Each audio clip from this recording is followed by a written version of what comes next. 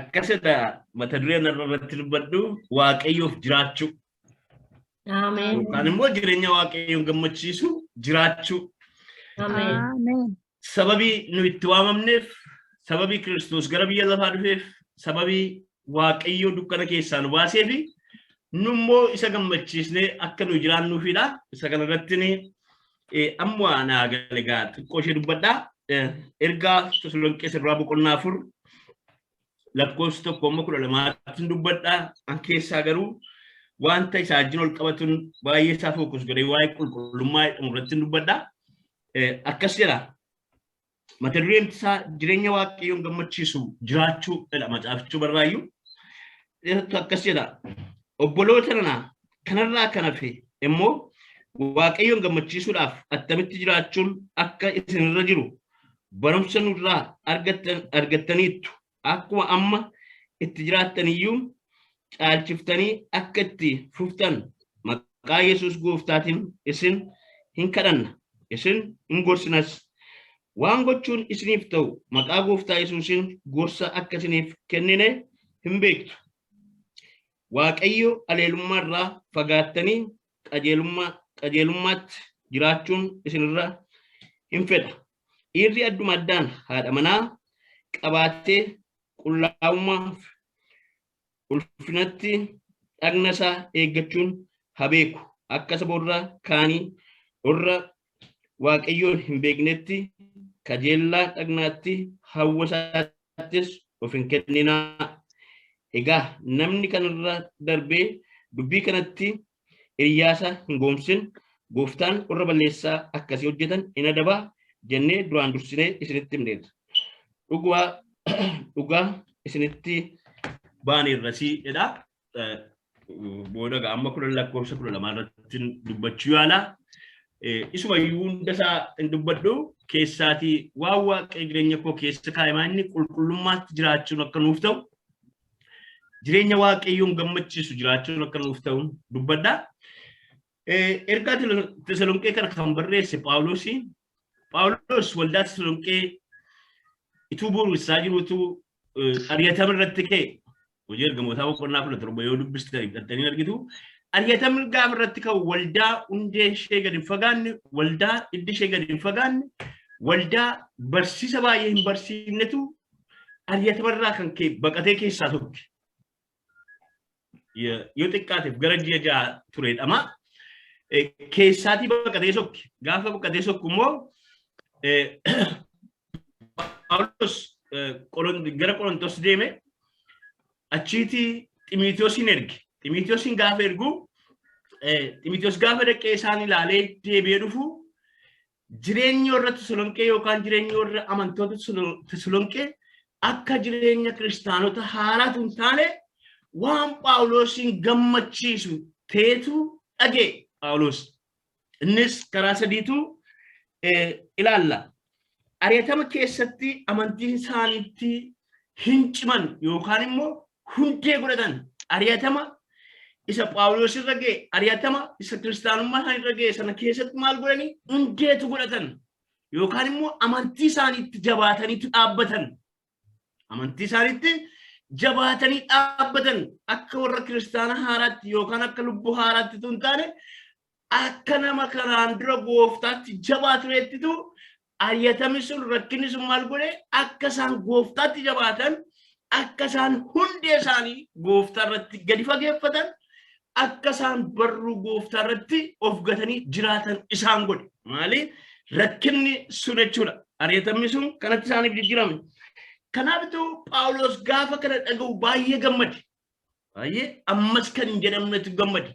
Wanta yeroo muraasa keessatti hojjete sun ija godhachuusaa wanta yeroo muraasa keessatti hojjetee sokke suni ija godhatee namoota akkasii ta'uu isaanii gaafa dhaga'u hin gammade. Phaawulos yeroo hundumaa namoonni gooftaatti jabaachuu isaanii, namoonni Kiristoositti jabaachuu isaanii, kan Kiristoos of gachuu isaanii baay'ee isa gammachiisa waan ta'eef baay'eetu gammade. Kanaaf eddii Ximotewos isa bira geetii xalaa isaanii barreesse. Xalaa gaafa isaanii barreessu maal isaanii barreessachi keessatti qulqullummaan waaqayyoon sodaachuutti akka jiraatan qulqullummaadhaa fi waaqayyoon sodaachuutti akka jiraatanitu isaaniif barreesse. Akkasumas immoo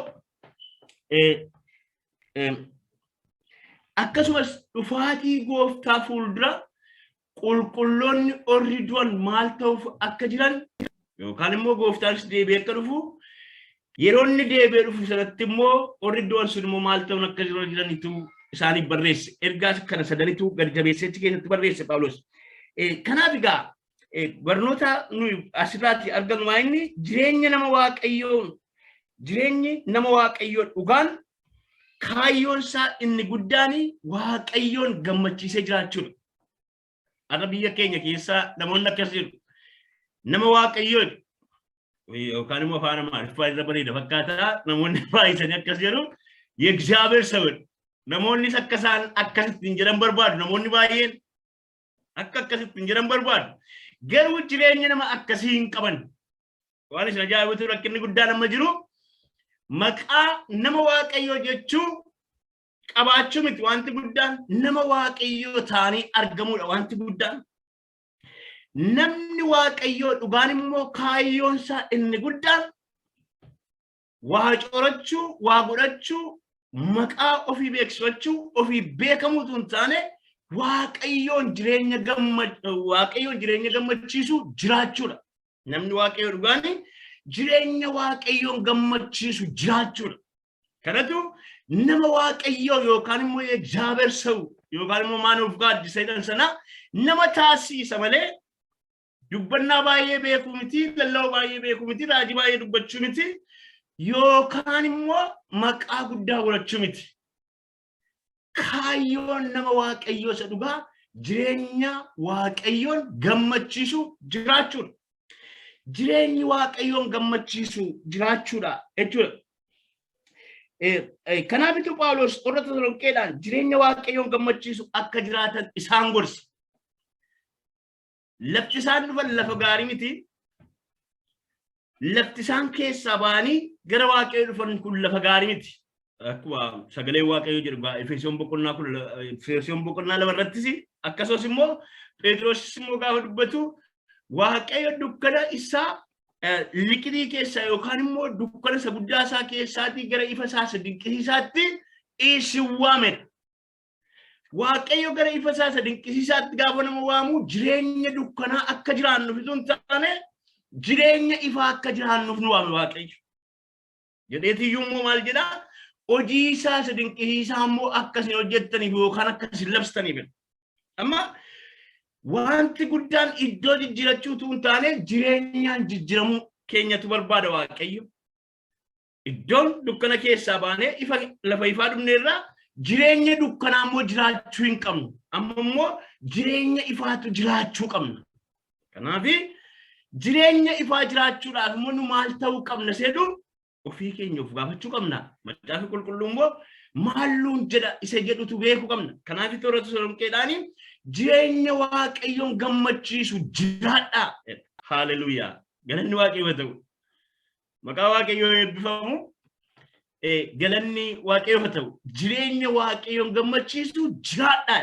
Har'a waaqayyo anaaf isiniinitu jireenya na gammachiisu jiraadhaa nuun jechaa jira waaqayyo. Maaliif waaqayyo akkas nuun jedhaa? Jireenyi nuyi amma jiraachaa jirru kun jireenya waaqayyoon gammachiisu miti. Dhugaadha. Jireenyi keenya jireenya waaqayyoon gammachiisu miti. Anis itti lallabaa jira malee waaqayyo gaafa yaadu jireenyi koo jireenya. Kanaafitu waaqayyo maal jedhaa? Jireenya na gammachiisu jiraadhaa nuun jechaa jira. Anaaf isiniin jireenya na gammachiisu jiraadhaa. Phaawulos yeroo Tasaloniqeetti dubbate yeroo isaatti adamma waaqayyo anaaf isinittitu nutti dubbata waaqayyo. Mee jireenyi koo waaqayyoon gammachiiseera? Dhaga'uma qofa miti baay'ee lallabamaa, baay'ee barsiifamaa, baay'ee raajamaa, baay'ee faarfama. Waaqayyoon gammachiiseera. Guyyaa tokko waaqayyo yeroo hundumaa ani namni na beeku namni baay'een isin bukkee jiru an kadhannaa kadhachuun jaalladha. Wangeela lallabuu dhugaa bahuusitan jaalladha. Garuu kadhannaa waaqeffannaa jaalladha muudha. Waaqeffachuun jaalladha. Badaa waaqayyoon waanaa godhachuun jaalladha. guyyaa tokkottuu man kadhadhu soomaaf kadhata qabadheetu man kadhadhu jireenya kootti achiis deebi'e amman immoo sitti toleeraayi ani immoo si gammachiisaan jira immoo anumaaf godhii anumaaf ta'e jechaan jira jedheeni ofii koo bilaale gaafa ofii koo bilaalu ofiin koo ani immoo jireenyi koo jireenya waaqayyoon gammachiisu natti fakkaachuu jechuudha. Kadhata koo sana naannesseen qalbii didirachuutti ka'e. Naaf dhiisi kana booda immoo si gammachiiseen jiraadhaachuutti ka'e.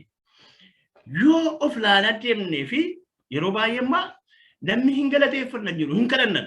Amma yoo booda yeroo manatti deebitanii kottaan kadhannaa itti ijoollee keessanii malee kottaa waaqayyoon hin galateeffannaa namni jedhu hin jiru. Bakka nagaan oolchite jedhu. Waa naa kenni waaqayyoon kadhatan. Bakka namni waa naa kenni ma kadhata malee naa laattee taa isin beeku jechuudha. Jireenyi dhala namaa baay'ee isaa kana kenni barbaadachuudha. Kanaaf Phaawulos jireenya waaqayyoon gammachiisu jiraadhaa. Amma koo amantii isaan itti gammadeera. Jabaatanii dhaabachuu isaan itti gammadeera. Wanti isatti tole baay'eetu jira wanta inni dhagee. Garuu jireenya waaqayyoon gammachiisu jiraadhaa. Jireenya waaqayyoon gammachiisu jiraadhaa. Phaawulos gaa jireenya waaqayyoon gammachiisu jiraachuun akka isaan jiru hundee isaanii Kiristoos akka godhachuun isaanii jiru lakkoofsa tokko kaasee boqonnaa tokko kaasee yoo ilaaltaniif huma dubbatachuudha. Kanis immoo kan inni dubbatu yaada mataa isaa itoo hin taane aboo gooftaan yookaan immoo abboommi gooftaa akka ta'e isaanitti dubbata. Jecha inni isaaniin jechaa jiru kun jireenya waaqayyoon gammachiisu jiraadhaa inni jedhu kuni wanta ofii isaati yaade wanta yaade dubbachuu barbaadeetu hin taane yaadni waaqayyoo akeeki waaqayyoo inni guddaan jireenyi keenya waaqayyoon gammachiisee jiraachuu keenya barbaada waaqayyoo gatii ta'eefitu abboommi gooftaa akka ta'e kun immoo aboo gooftaa isaaf kenneen akka dubbachaa jirutu isaanitti mul'isa. Jireenya waaqayyoon gammachiisu kun maal laataa inni yoo ilaalle waaqayyoo kan gammachiisu qulqullummaan jiraachuu keenya. Waaqayyoon kan gammachiisu qulqullummaan jiraachuu keenya. Waaqayyoo kan inni itti gammadu lallaba keenya, faarfannaa keenya, kadhata keenya, shubbisuu keenya, utaaluu keenya, ililchuu keenya miti. Qulqullummaan jiraachuu keenyattitu gammada waaqayyo. Qulqullummaan jiraachuu keenyatti gammada waaqayyo. Qulqullummaan kuni macaafi qulqulluun waa sadii akka qabutu dubbata. Qulqullummaan namni ofii isaatiin qulqulluu ta'uu hin danda'u. Isaanis raajicha kanaafitu qulqullummaan keenya akka moofaa abaarsaa ta'edha. Eenyuyyuu ofii isaan qulqulluu ta'uu hin danda'u. Qulqullummaan waa sadii of keessaa akka inni qabutu ilaalla. Isa kana booda ilaalla. Garuu Tasalonqee boqonnaa lakkoofsa torba irratti Phaawulos maal jedha? Akkas jedha. Xuraa'ummaatti itoo hin ta'in qulqullummaatti akka jiraannuuf waaqayyo nu waamedha.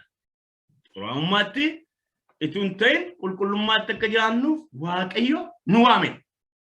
Amma tajaajilli kennootiin hafuuraa maali dabalata.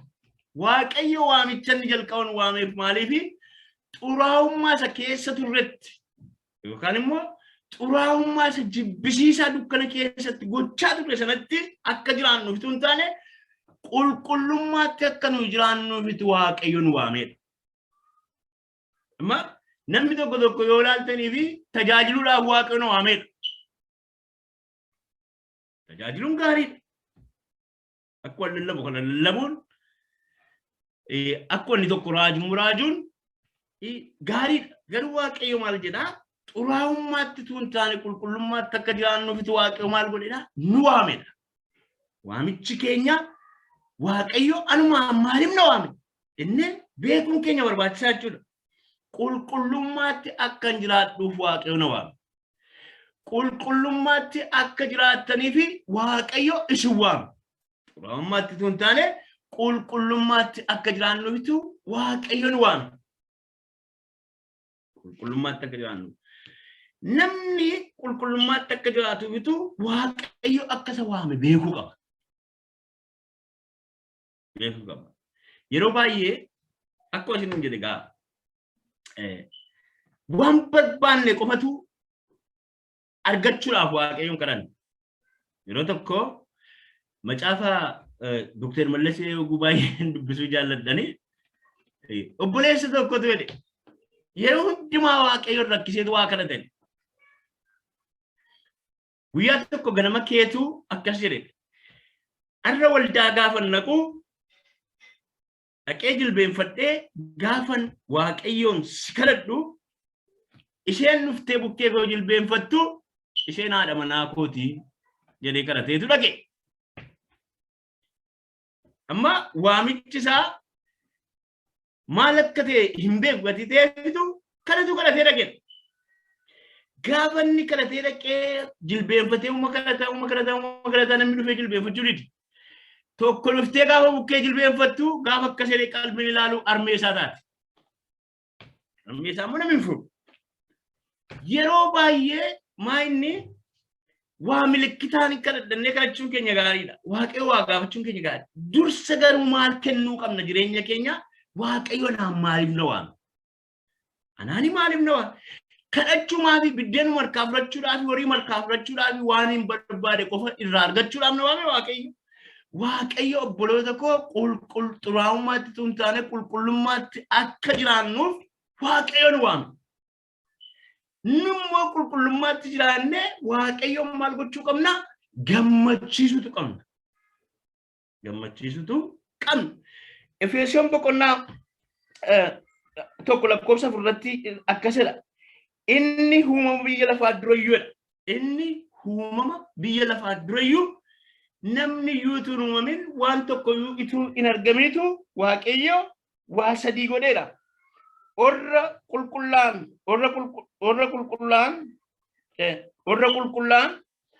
orra sirriitti mudaa hin qabne akka taanuuf jaalalaan karaa Kiristoos nu fo'ateera.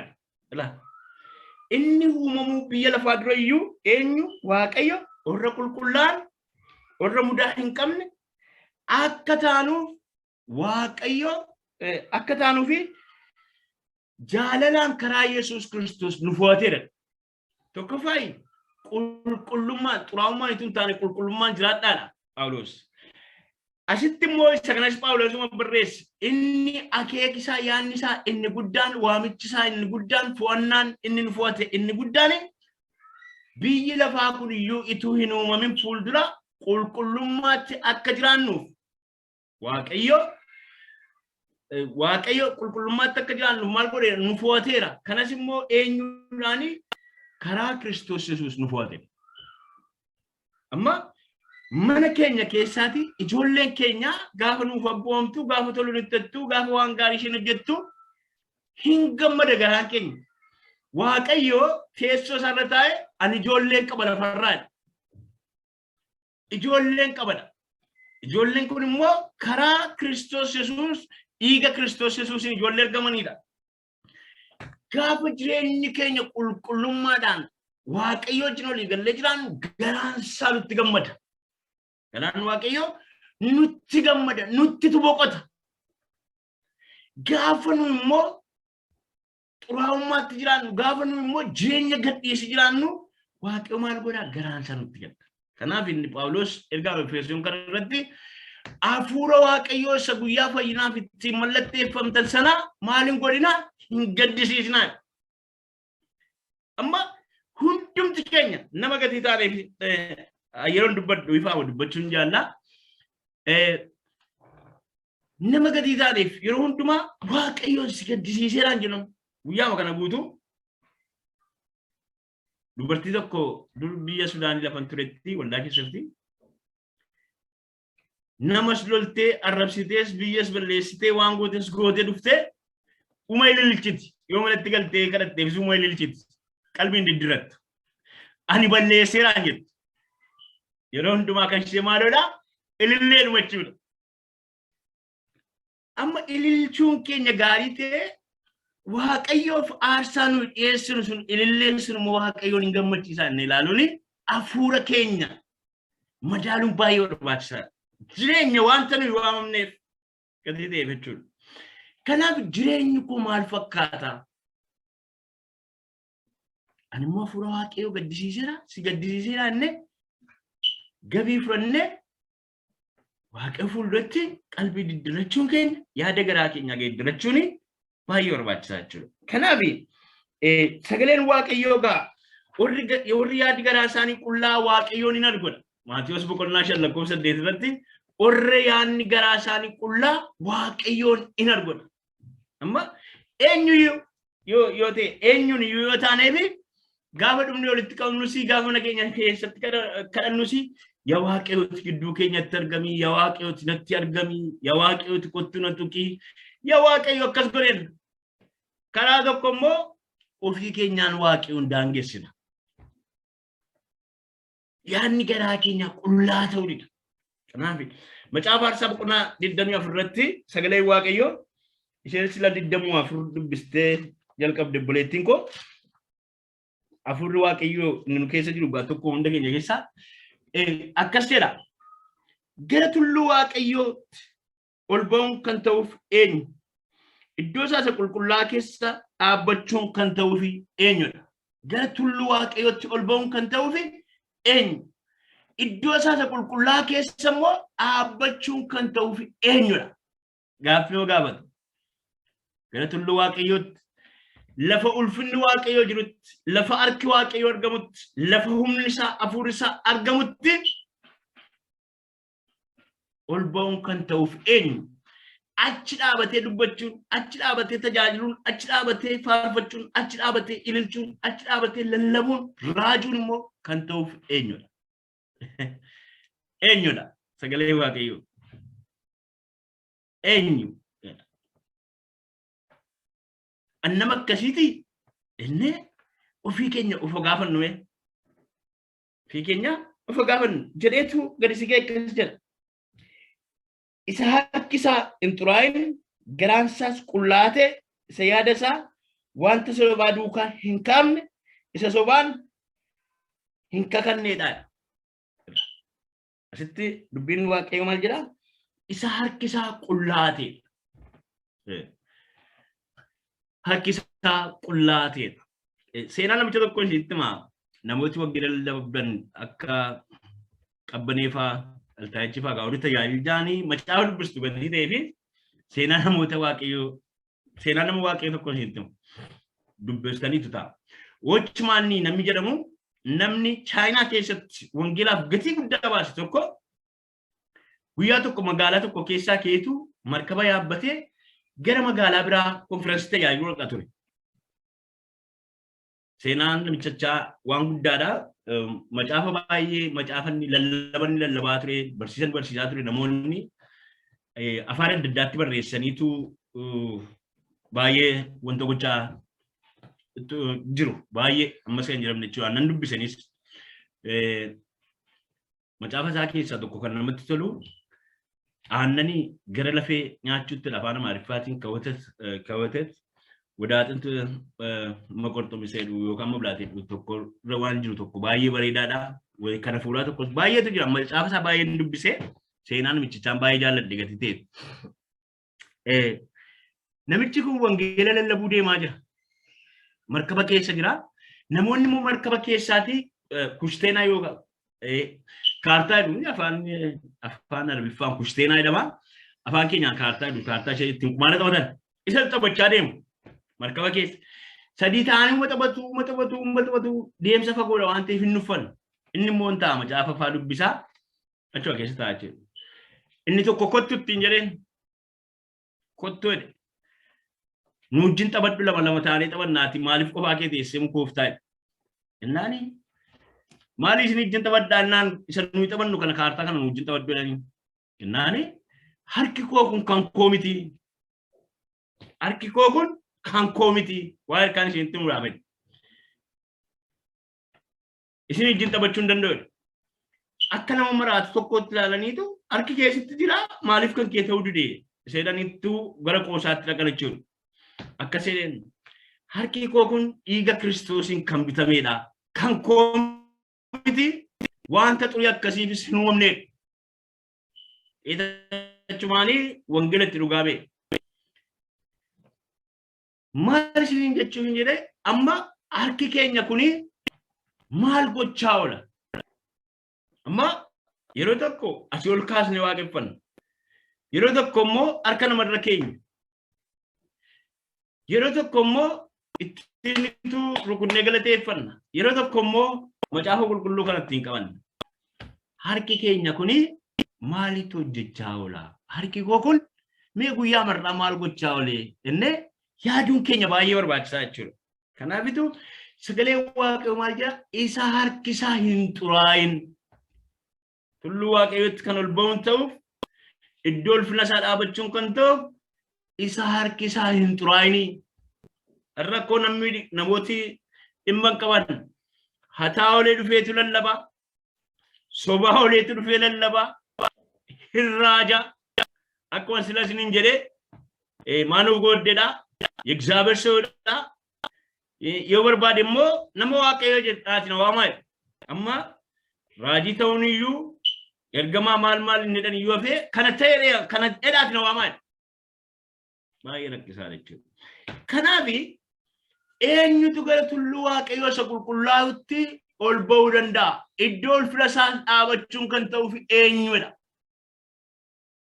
ኤኙ waaqayyo jireenya dhala namaa beeka gatii ta'eefitu sagaleen waaqayyo kun yeroo dubbatu akka ittiin dubbata kanaafitu isa garaansa qullaate isa yaadasaa wanta sobaa duukaa hin qabne isa sobaanis hin kakanneedha isa garaansa qullaate Maatewos 5:8 irratti maal jedhee orri yaanni garaa isaanii qullaa maal godhu waaqayyoon hin argona amma waaqayyoon arguu namni barbaanne jira manu keessa hin jiru hundi keenya yoo arguun barbaanne garuu waaqayyooti mul'achuu dide immoo nutu akka nutti mul'annetti immoo karaatti cufire amma nu keessa namni waaqayyoon komatu baay'een jiru akkuma kan galateeffatu jiru kan komatu immoo jira garuu anattu karaatti cufee waaqayyootti inni jireenya keenya ilaalun baay'eetu barbaachisaa jechuudha. Kanaaf isa harki isaa qullaa isa yaanni garaa isaa qullaa isa yaada isaa waan sobaa duukaa hin buune isa sobaan hin kakanne isa akkasiitu gara tulluu waaqayyootti ol ba'a.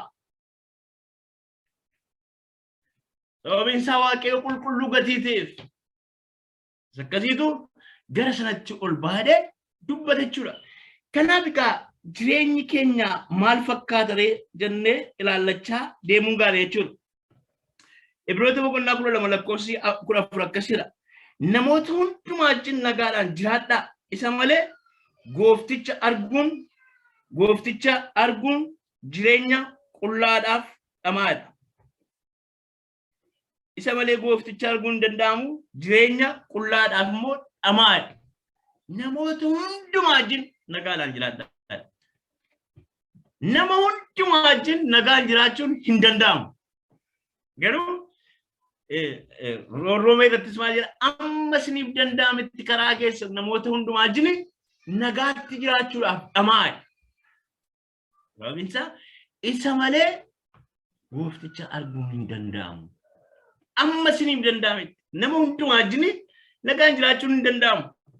Sababiin isaa bifni keenya akka garaagartee amalli keenya garaagarii jireenyi keenya garaagarii hawwiin keenya garaagarii fedhiin keenya garaagarii hundumaa wajjin nagaan jiraachuu hin dandeenyu. Garuu amma danda'ametti immoo nagaadhaan jiraachuudhaaf dhama'udha. Sababiin isaa isa malee goofticha arguun hin danda'amu. Kanaaf iyyuu immoo goofticha arguudhaaf immoo maal ta'a?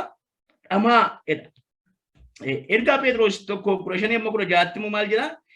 Innis waame qulqulluu akkuma ta'e isinis adeemsa keessan hundumaan qulqullaa'ota ta'a. Inni an qulqulluu waan ta'eef qulqulloota ta'a jedheera. Kun abboommiif qajeelchama mootummaa Waaqayyooti. Waan qulqullummaa kuni pirinsipilii mootummaa Waaqayyoo yookaan qajeelchama mootummaa Waaqayyoo akka ta'etu dubbiin Waaqayyoo nutti dubbatachuudha. Kanaaf inni si waame qulqulluu akkuma ta'e isinis immoo qulqulloota ta'a. Qulqullummaan karaa sadii isiniin jedheera. Isaan sadaniin dubbadha. Jalqaba battaluma gooftaa fudhannetti qulqullummaa yookaan immoo dhiiga Kiristoos Yesuusin hin qulloomne. Hojii keenyaan qullaa'uu hin dandeenyu, ofii keenyaanis qullaa'uu hin dandeenyu. Kanaaf sagaleen Waaqayyoo ergaa Yohaannis duraa boqonnaa 1:7 kaasee maal jedha?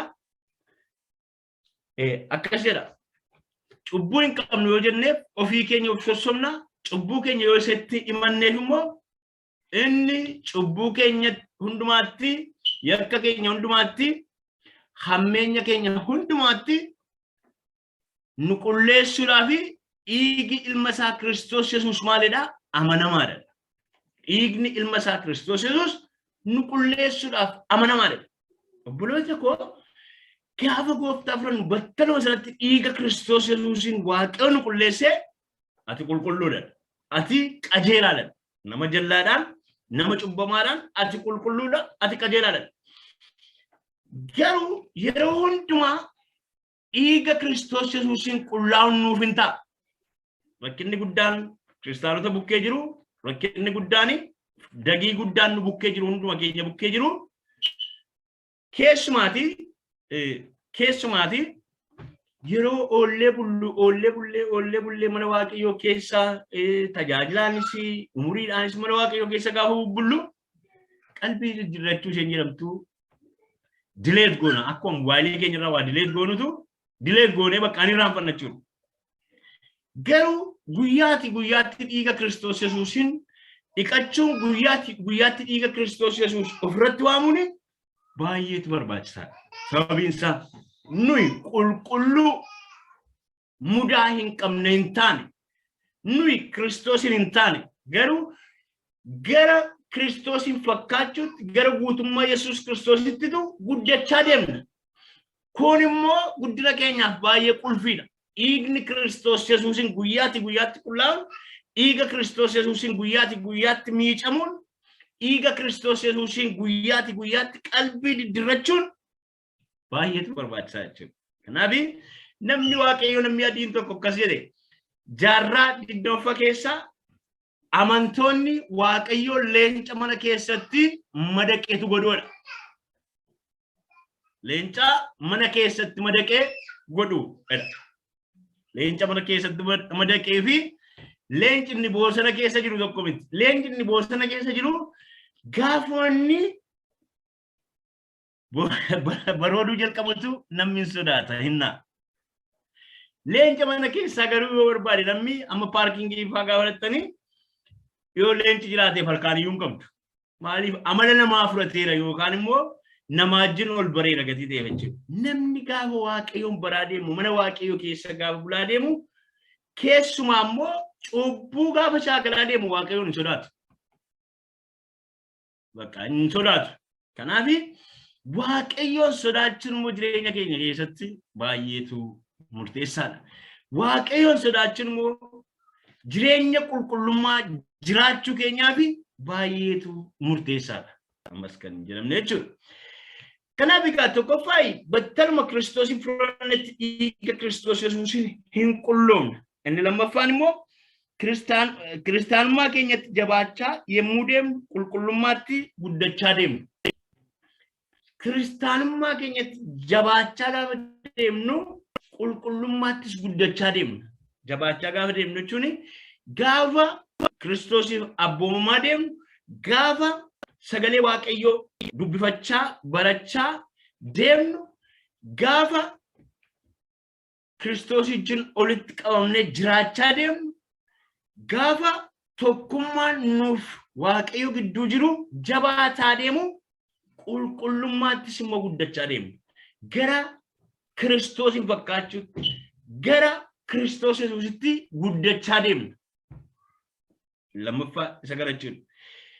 Dubbiin Waaqayyoo nama qulleessa. Sagaleen Waaqayyoo Gooftaa Yesuus Kiristoos Yohaannis 17tti dubbimti kee dhagaan kun iyyuu isaan maal godheera? Isaan qulleesseera. Sagaleen Waaqayyoo nu dhageenyu nama qulleessa.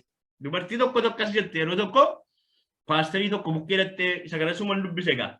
Macaafanaan dubbise malee natti jedhe miti. Paasterii tokko bukkee dhatteetu macaafa qulqulluu kana human dubbisa sammuun koo qabachuu dideetti. Garuu man dubbisa sammuu koo kun garuu qabachuu dide. Paastariin macaafa qulqulluu dubbisaa deetu gorsa yeroo hundumaa waldaa keessatti. Waan itti deebisu wallaale. Waaqayyo yaada isaa keessa waa tokko fide. Guuboo biyya keenyaa beektuuni guuboo ishee urguffaadhu. Ani iddiin biyyaa beektuleedha. Yeroo hin jiru urguffaadhu maqaa biraa qabaatee hin beekamu. Meetti raasii hin dha'u. Shimallan raasii hin dha'u. Yoo argitan itti ta'e gaafa binnu gaafa maatiin keenya bitan gabaatti bitanii galanii baay'ee qulqulluudha. Garuu yeroo hundumaa gabaa qabatanii waan ta'eef ituma ittuutu xuroofti. Ituma ittuutu xirii ishee sun marageetu maal godhaa? Qaawwaa isheeyyuu balleessa. Tarii hin beektu deema hedduu qaawwaa guubattiyyuu hin balleessa. Qaawwaa zambiilii sanaa balleessa jechuudha. Innaan akkasii namichi. Hin beektaa kanaa innaan eeyyinan beeka fudhadheen gabaa dhaqan jettu. Nama biyya keenya argati ta'e. Innaan amma yoo bishaan itti nattee bishaan hin baataa wadee. Huma gannaqa malee hin baatu wette. Innaani bishaan itti gannamu suni yoo baachuu dideeyyuu yoo magadi darbee gad dhangaleeyyuu guuboo sana qulleesseetu sii miicaa deemaan beektaa wadee. Sagalee waaqayyo nama qulleessa. Sagalee waaqayyo yeroo dubbifannu nu qulleessa. Yeroo lii keenya irraa akkas barannu nu qulleessa. Yeroo namoonni lallaban nu qulleessa. Dubbii waaqayyo nama qulleessa. Gara qulqullummaatti ittiin guddachaa deemna. Namichi tokko immoo akkas jedhe. Cubbuun waaqayyo irraa nama fageessa. Macaafni qulqulluun immoo cubbuu irraa nama fageessaa. Cubbuun waaqayyo irraa nama fageessa. Macaafni qulqulluun immoo cubbuu irraa nama fageessa. Yoo dubbifachaa deemne, yoo sagalee waaqayyoo barachaa deemne, yoo lallaba dhaggeeffachaa deemne, barsiisa namooti barsiisan yoo dhaggeeffachaa deemne maal taana? Waaqayyootti siqaa deemna. Namni tokko hiriyaa tokkotti yeroo tokko macaafa tokko nuu kennan. Ani tuman dubbisu of wantoota hin ta'in malee tuman dubbisuutu harkatti moofuuf.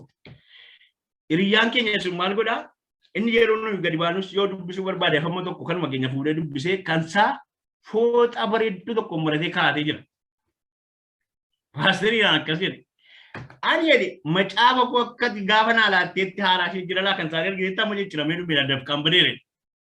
Biyyi nuyi keessa turre immoo aduun isaa gaafa nama gubu yeroo kadhannaa kana nufaa namoota Sudaanii ture isin bukkee turan irraan dhageessu shaamuzii keenya kana gadi baanee cuunfinee deebinee faa kadhanna jechuudha. Chaappilii keessatti keessumaa gaafa kadhannu innaani ati hin dubbisne kan martee keesse kanaaf akkas ta'e kan isaanii immoo garaa isaanii keessa lixee jira sammuu isaanii keessa lixee jira.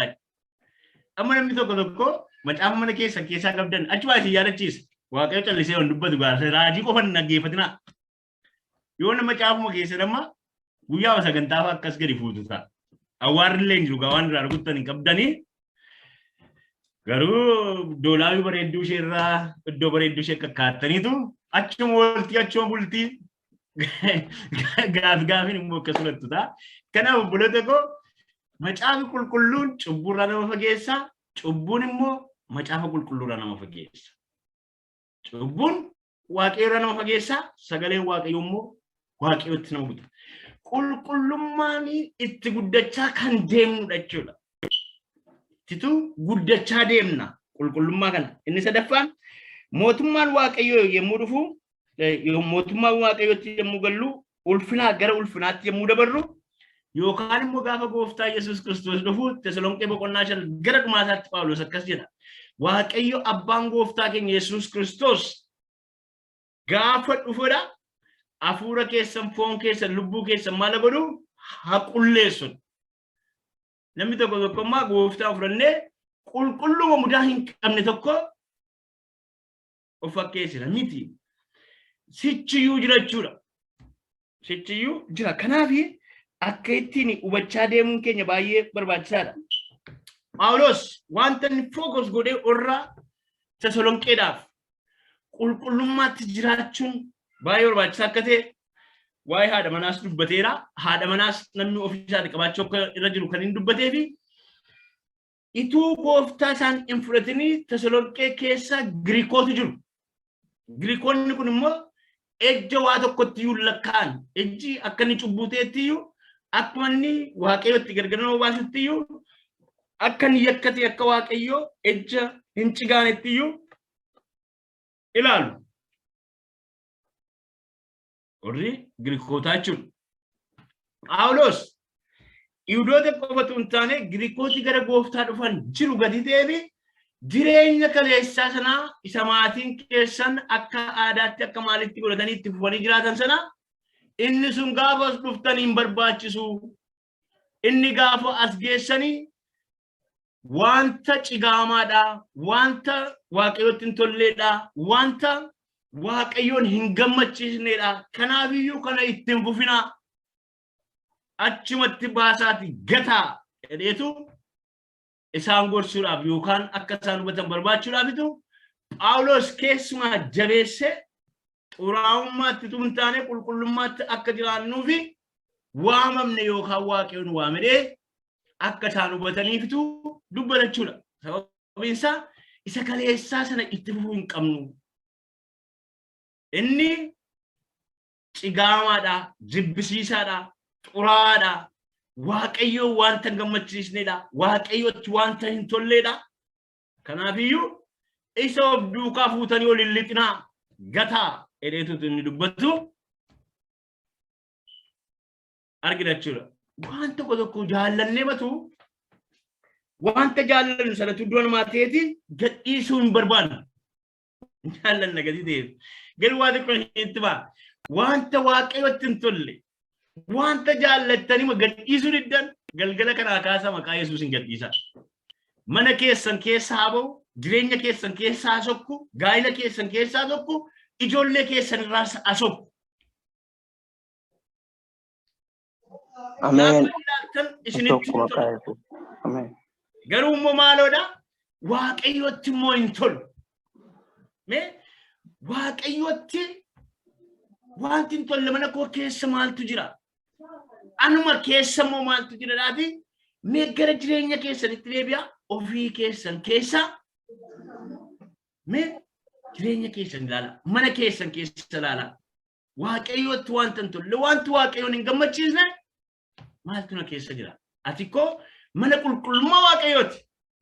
Ati koo iddoo buufata waaqayyooti. Ati dhiiga Kiristoosiin kan bitamteedha. Ati dhuunfaa waaqayyooti. Sammuu kee keessa, yaada kee keessa, qalbii kee keessa wanti waaqayyoon hin gammachiisne, wanti waaqayyooti hin tolle, wanti jiru har'a maqaa Yesuus Kiristoosiin dileeta ta'u. Dhiiga Kiristoosiin haa qabnu. Amen. Keenya keessaa iddoo gad haa dhiisu. Yaada keenya keessaa, qalbii keenya keessaa, mana keenya keessaa maqaa Yesuus Kiristoosiin iddoo gad haa dhiisu. Amen. Gad haa dhiisu. Amen. Amen. La injallatta sitti tola gad dhiisuun barbaadu. Ilaame dhugaa waaqayyo sitti mani nama baay'ee eebba isaa qabee, jireenya isaa qabee kan danqee boosisu wanta inni waaqayyoon caalchifatee jaallatee gadi dhiisu jedheedha. Nama baay'ee wanta isin waaqayyoon caalchifattanii ani kana gadin dhiisottanii laphee keessan keessatti iddoo guddaa qabatee jiru, mana keessan keessatti iddoo guddaa qabatee jirutu wanta guddaatti akka isin baane isin godha. Anaanis yoo ta'e kanu malee waaqayyo wanta guddaatti nu baasuudhaafitti nu waame waaqayyo. Xuraa'ummaatti tun taane qulqullummaatti akka jiraannuufitu nu waame waaqayyo. Xuraa'ummaa gaafa jedhamu sammuu namaa keessa yeroo baay'ee maaltu dhufa? Ejja dhufa. Xuraa'ummaan ejja qofa miti. Yaada xuraa, qalbii xuraa, sammuu xuraa kun waaqayyotti hin tolu obboloota. Kanaaf maaltu waaqayyotti hin tolu na keessaa? Maaltu waaqayyotti hin tolu? Mee galgala kanaa maaltu waaqayyotti hin tolledha? Mee filaalame Efesoon boqonnaa 4 lakkoofsa 17 amma 19tti akkasidha. Xiqqooma isheerraa dubbisanii hunda isaan dubbisu. Egaa si'achi akka warra saba Waaqayyoo hin ta'initti yaada waa'ee hin baafne duukaa buutanii akka hin jiraanne maqaa Gooftaatiin cimseen isin gorsa.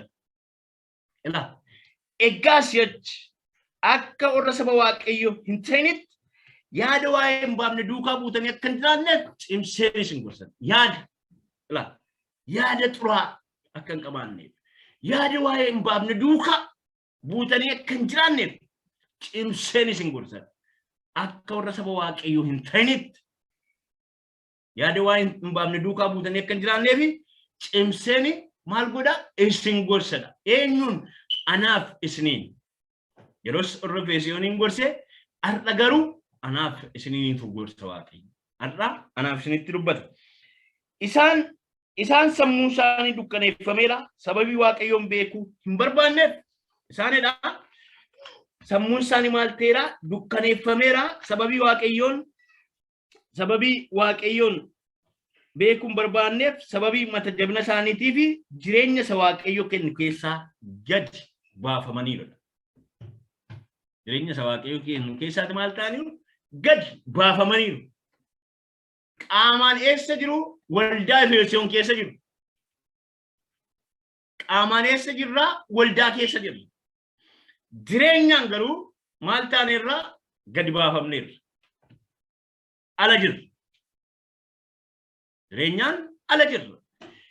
Kiristaanummaan immoo amantii warra kaan irraa adda kan godhu kiristaanummaan jireenya. Kiristaanummaan jiraataadha. Kiristaanummaan jireenya bara baraa of keessaa qaba. Kiristaanummaan jireenya dhugaa barbaada jechuudha. Kanaaf maaliif fakkaata jedhu of beekuun gaarii jechuudha. Isaan of qabuu dadhaban jireenya gadhiisii of kennaniiru. Wanta nama xureessu hundumaa hin hojjetu. Hin gaas hin jedhanidha. Isaan of qabuu dadhabanii jireenya gadhiisii hin jiraatan. Of qabuu dadhabaniitu jireenya gadhiisii hin jiraatu. Isa yuumu maal godhu hin gaayyuu hin jedhanidha. Hin gaayyuu hin jedhanidha. Wanta nama xureessu hundumaa hin hojjetu hin gaas hin jedhanidha.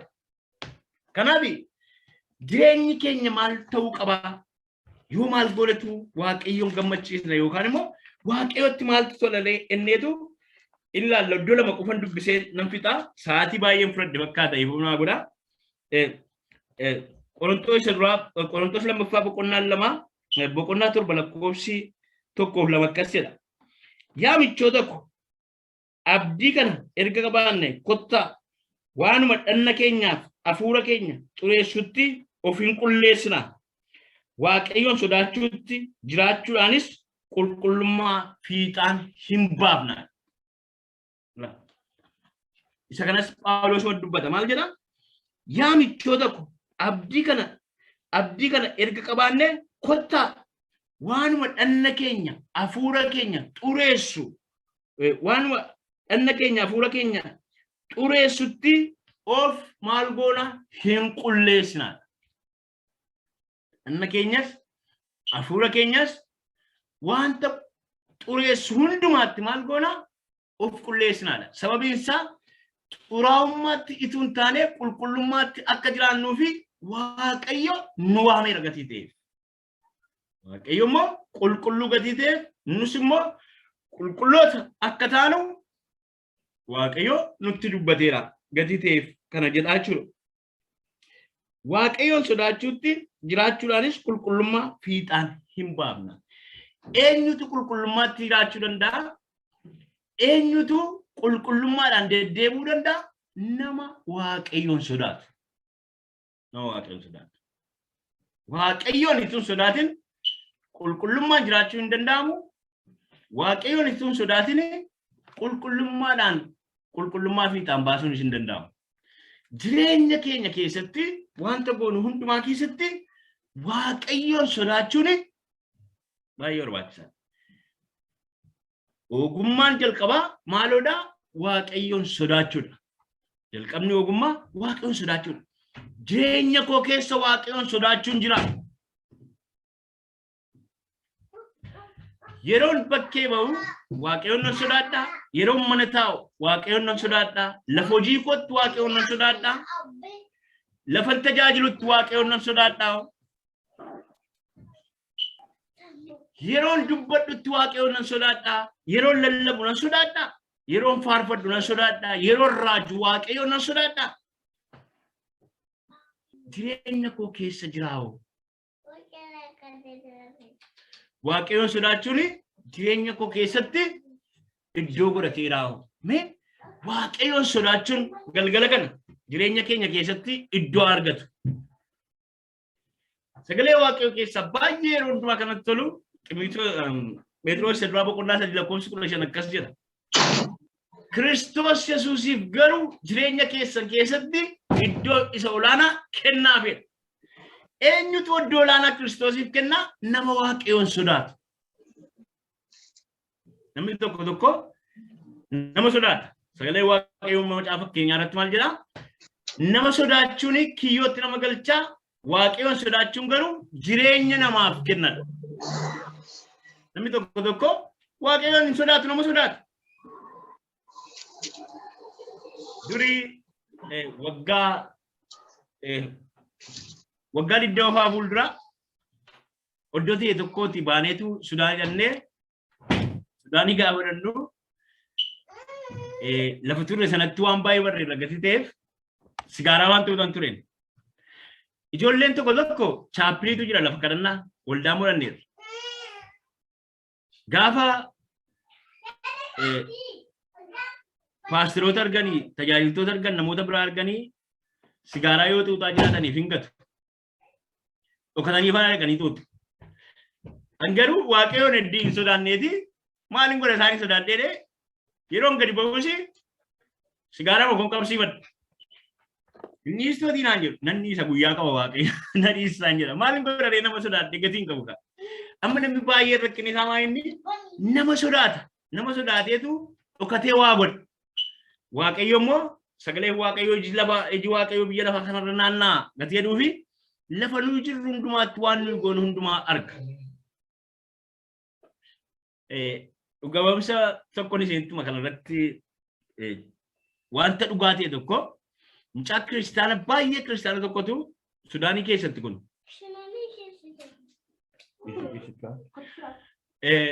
Mucaa kibbaati baay'ee waaqayyoon sodaatti.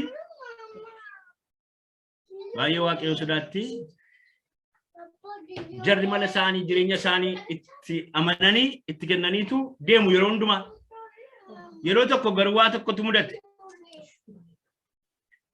Mana hundumaatti kennanii deemanii ammas akkuma yeroo kaanii mucaanii Arabooti mana isaanii keessa qabeenyi isaanii kan warradii kana caala kan faranjii caala. Warqeen baay'eedha, birriin baay'eedha achuma kaa'u. Amma guyyaa tokko birrii baay'ee tokko argitee innatti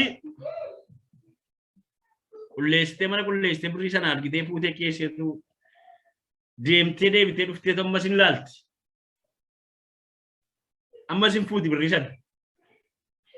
Deebistee immoo cubbuu dhattee deebistee keessa. Ituma ittuutu shaggoonaan fuutee manaa baatee dhattee mana baankii buukii banattee kaa'atteetu manni baankii ijoollee warra birrii awwalan yookaan immoo birrii ergantu jiru isaan biratti buukii banattee birricha kaa'atteetu deebitee dhufti. Ijoollee hojjetootti baay'eedha mana sana keessa. Mana sana keessatti mucaa sanaadha amanamtuun. Amma abbaan manaa deebi'ee gaafa dhufu haati manaa biyya biraa dhufteetti abbaan manaa immoo hojii qabu suuqii qabu gaafa deebi'ee dhufu birriin hin jiru. Mucattii tasan shakkan sababiin isaa ulfii wanta hundumtuu ishee harka jira gatiitti jechuudha. Amma birriin gaafa dhibu rakkatee namichi. Amma gaafa ishee gaafa ta'u hin beeku hin argine nu itti. Achitti amma bitaachitti galee maal jedheetu ijoollee hundumaa gaafa eentu manaa gadi beerra naan isheetu ba'ee dhufeedhan. Amma poolisii waamee birrii lafa keessatti fideedheen sitti fuudhee fideedhe. Naan hin fuudhetti fideedhe. Poolisooti gaafa lama rukutanii mucaanii eeyyee fuudheeraa lafa akkas akkasiin kaayettee lafa keessa sanaa dhattee buukii sana deebistee birrii sana fuudhee deebi'anii dhufan jechuudha. Maaliif fuutee jennaanii amma birriin kun baay'ee dhagatii ta'ee fi keessi koo na sodaatasi nan fuudhasii nan deebisasii ituma duun fuudhee sokkeetti. Ituma duun fuudhee sokkeetti. Amma yeroo tokko waayini waaqayyoon sodaachuun kan itti fufee bara jireenya keenyaa yookaan amma gooftaan nufutti yookaan amma nu gooftaa bira nutti itti fufee jiraatudha malee guyyaa tokko yookaan guyyaa lama sodaatanii guyyaa biraa immoo waan biraa akka ejjitan miti. Kanaafitu yeroo hundumaa maal ta'uu qabna waaqayyoon sodaannee yoo jiraannee fi qulqullummaa jiraachuu dandeenya. Qulqullummaa fiixaan baasuu dandeenya.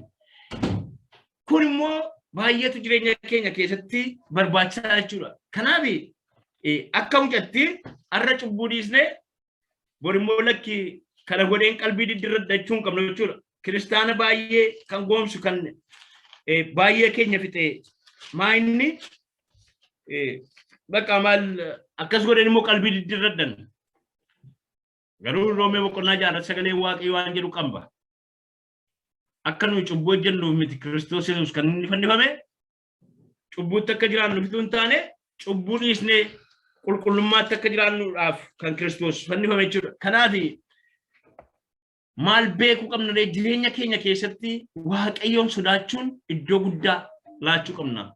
Jireenya keenya keessatti waaqayyoon sodaachuutti dhibee obboloota koo biyya keessaa biyya lafaarraa wanti dhibee biyya lafaa rakkina guddaa keessa seentee jirtu waaqayyoon sodaachuu dhibe. Waaqayyoon sodaachuun nuti jiraateeti badiisi guddaan biyya lafaa irratti nuuf. Badiisi guddaan waldaa keessatti hojjetamu. Waaqayyoon sodaachuun jireenya dhuunfaadhaaf qulfiidha. Jireenya walootiif qulfiidha.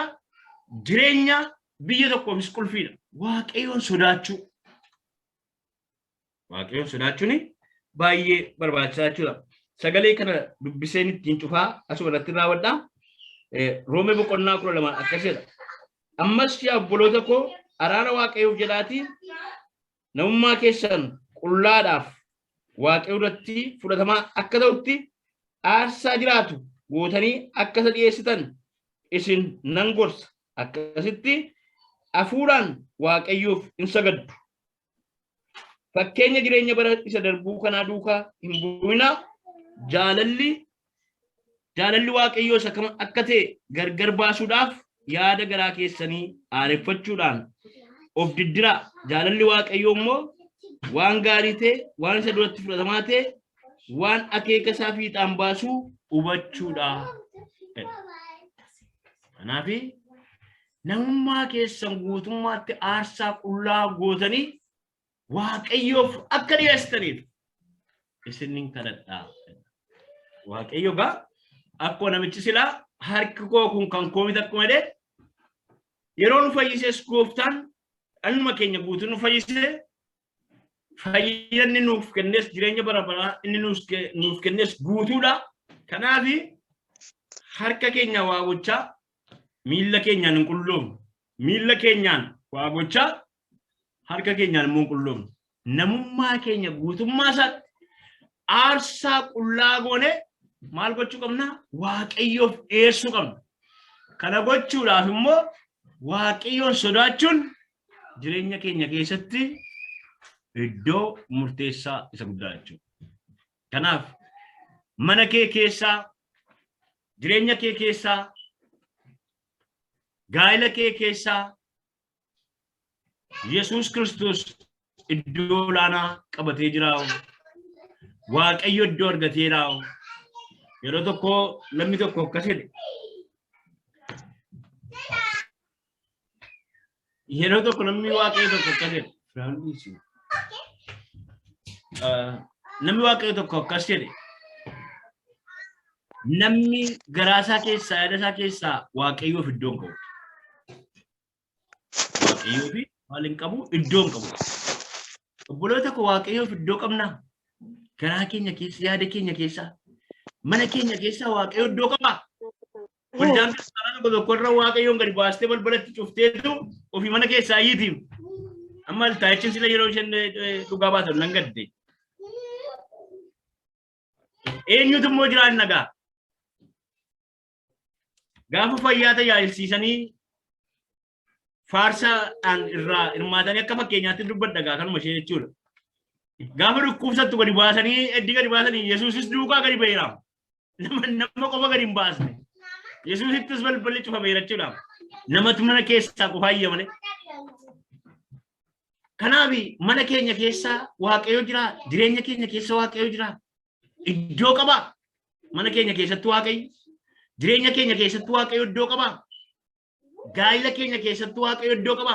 Immoo iddoo dhorkannee jirra. Kanaaf namummaa keessan guutummaatti aarsaa qullaa gootanii Waaqayyoof akka dhiyeessaniif adiraa dhiyeessin kadhadhaa. Waaqayyo gooftaan koo isin haa eebbisu. Eebbifamaa isin jaalladha. Gooftaan isin haa eebbisu.